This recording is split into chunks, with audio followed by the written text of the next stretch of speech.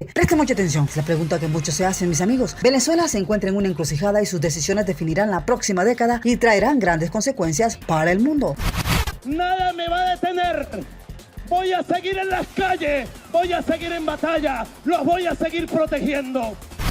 Así como lo escuchan, Nicolás Maduro lleva 10 años en el poder en Venezuela. En esa década ha supervisado el colapso económico, la corrupción, un fuerte aumento de la pobreza, la devastación ambiental, la represión estatal de los disidentes y la prensa. Eso ha provocado un éxodo de más de 7 millones de venezolanos. Ahora Venezuela se encuentra en una encrucijada y sus decisiones definirán la próxima década y traerán grandes consecuencias para el mundo. Venezuela celebrará sus elecciones presidenciales en el 2024, unas que Maduro puede perder, siempre y cuando la oposición se mantenga unida en su participación.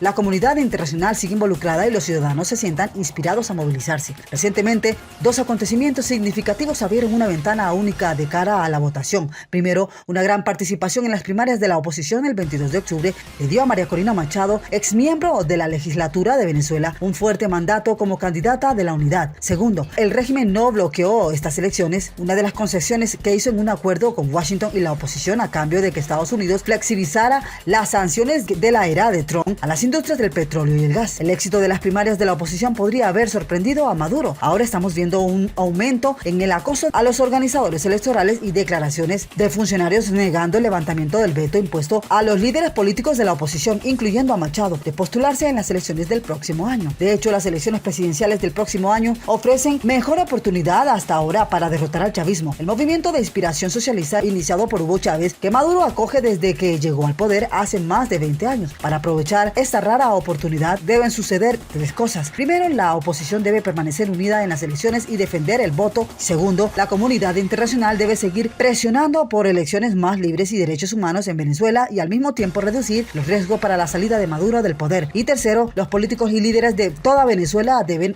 reorientar la narrativa hacia un mensaje lleno de esperanza en lugar de ceder la atención de alimentar aún más una paralizante polarización. El régimen de Maduro está consciente del riesgo que enfrentará en las elecciones presidenciales el próximo año. Su objetivo es convencer a la gente de que el cambio es posible y que es mejor para los venezolanos quedarse en casa que votar. La oposición venezolana debe contrarrestar esas tácticas con un fuerte llamado a la participación. También deben enfrentar el dilema más fundamental que es común a muchos sistemas electorales autoritarios: participar en una elección que no será libre y justa o boicotearla. En las últimas elecciones presidenciales en el 2018, parte de la oposición, incluyendo a Machado, boicotearon la votación. Las elecciones presidenciales del 2024 no serán un momento de celebración en la democracia. Las condiciones para elecciones libres y justas aún no están dadas y francamente es posible que nunca lo estén. No obstante, si la oposición participa y los venezolanos votan en gran número, Maduro puede perder. Algunos se preguntan si el régimen permitirá siquiera que se cuenten los votos el próximo año, pero ante una monumental crisis social y económica, la élite chavista necesitará ofrecer a los venezolanos una historia que pueda otorgarle la legitimidad interna, y eso solo puede surgir de las elecciones. Una victoria aplastante de la oposición es la mejor protección contra las trampas. Hay un ejemplo reciente de esto en Venezuela. Hace un año, en una elección regional en Barinas, en lugar del nacimiento de Chávez, el partido gobernante perdió por un margen considerable, pese a desplegar toda su trampa. Aunque se trataba de una elección regional y el poder presidencial no estaba en juego, la experiencia en el Estado combinaba con los acontecimientos del mes pasado, ofreciendo camino para recuperar la democracia en el 2024.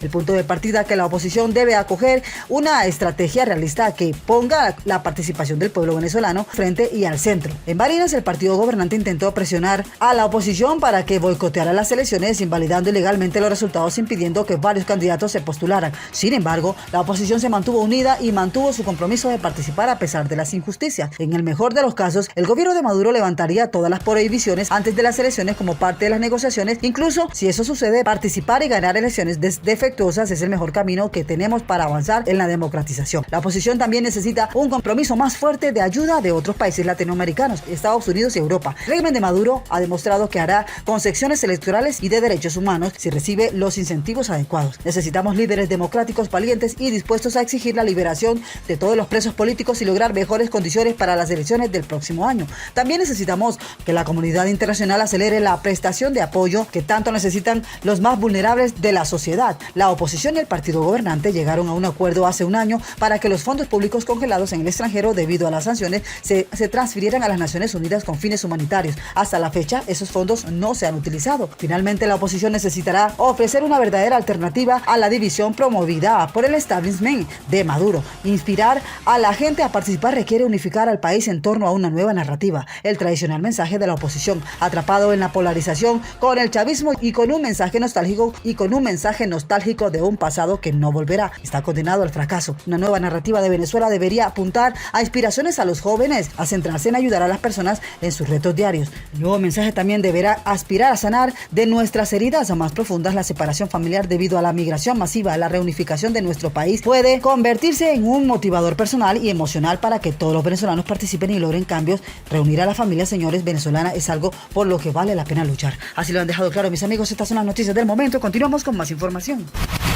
El 18 de abril vencerán las autorizaciones dadas a empresas petroleras para negociar con Venezuela y las expectativas que esto generaba en el sector de que podrían prorrogarse en vista de las contradicciones que vive el mercado energético mundial con dos guerras en curso han tocado techo tras la respuesta que ha dado Washington. Venezuela ha replicado de inmediato para denunciar lo que considera un chantaje. Responde en los mismos términos de transacción en los que se ha planteado la negociación de una salida electoral a la larga crisis política del país sudamericano. La vicepresidenta venezolana Delcy Rodríguez advirtió que quedarán suspendidos los vuelos de deportación de migrantes que se implementaron desde Estados Unidos a Caracas para aliviar así la presión interna sobre la administración de Joe Biden por la llegada masiva de ciudadanos venezolanos y de otras nacionalidades a sus fronteras. Si dan el paso en falso de intensificar la agresión económica contra Venezuela a pedido de los extremistas lacayos en el país, a partir del 13 de febrero quedarían revocadas de manera inmediata los vuelos de repatriación de migrantes venezolanos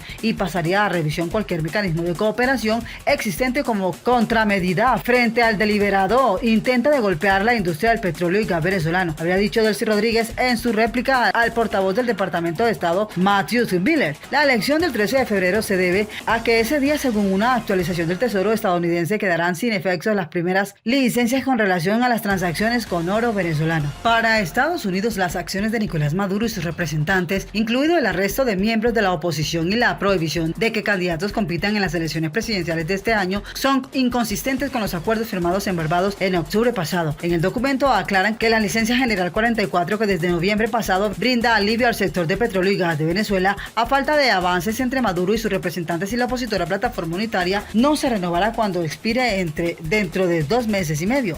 Washington insta a regresar a los acuerdos de Barbados que el chavismo asegura cumplir y la oposición denuncia que han sido completamente violados. Continuaremos trabajando con la comunidad internacional y todos los sectores democráticos pacíficos de todo el espectro político en Venezuela y aprovecharemos los mecanismos a nuestra disposición para alentar el retorno a los principios de acuerdo de Barbados, habría reiterado Washington. Venezuela ha decidido seguir adelante hacia unas elecciones a su medida, en las que ha dejado en el camino a la principal candidata escogida en primarias, María Corina Machado, que lidera por amplio margen en las encuestas. Ahora el chavismo está favoreciendo candidaturas de otros sectores minoritarios, en ocasiones aliados al chavismo, a las que con el precario apoyo que mantienen podrían vencer. El jefe del Parlamento, Jorge Rodríguez, ha dicho que la próxima semana se fijará la fecha de las elecciones y se definirá el proceso electoral. En cualquier caso, el chavismo no dará marcha atrás a la inhabilitación de Machado, considerada amañada por expertos y de que ya no pudo siquiera defenderse en un juicio. El conflicto venezolano es un perro que se muerde la cola. Una vez más, tras un proceso en el que se produjeron algunos movimientos en el tablero, la situación vuelve a estar cerca del punto muerto en el que ha estado antes, con el riesgo de que la interlocución directa que habían logrado en Washington y Caracas después de las conversaciones secretas en Doha se cierre de nuevo. La República Bolivariana de Venezuela repudia los más recientes intentos de chantaje e intromisión a sus asuntos internos por parte del gobierno del país estadounidense, que constituyen un ultimátum contra toda la sociedad venezolana y que mediante la coerción y la amenaza busca imponer el golpismo, desconocer las instituciones de la República, aplicar nuevas medidas coercitivas y desestabilizar la economía venezolana y el bienestar de su pueblo, habría señalado el canciller venezolano Iván Gil. Continuando con más de la información, el presidente de PDVSA, Pedro Tellechea, ha convocado a una rueda de prensa este martes para asegurar que la industria petrolera está preparada para cualquier circunstancia ante el desafío que supone el regreso de las sanciones. Tellechea dijo que las medidas tomadas por Estados Unidos también tendrán consecuencias en el país norteamericano, pues aseguró responsable sus inventarios de crudo están bajos. La industria petrolera ha intentado remontar la producción que llegó a sus mínimos costos por años, la falta de inversión, malos manejos y de inmensa corrupción que se agrava desde la aplicación de las sanciones. De llegar a producir 3.2 millones de barriles diarios, Venezuela rozó los 400.000 en el 2020, el peor año. Este volumen ha ido en aumento hasta llegar a unos 800.000 barriles diarios gracias a la flexibilización de las operaciones a las empresas mixtas que tiene el Estado con Chevron, Eni y Repsol, sin impactos sustanciales en la situación económica del país, en el que se ha logrado controlar la inflación con un costo demasiado alto en la contracción del consumo. Señores, así como lo están escuchando, estas son las noticias del momento. Continuamos con más información.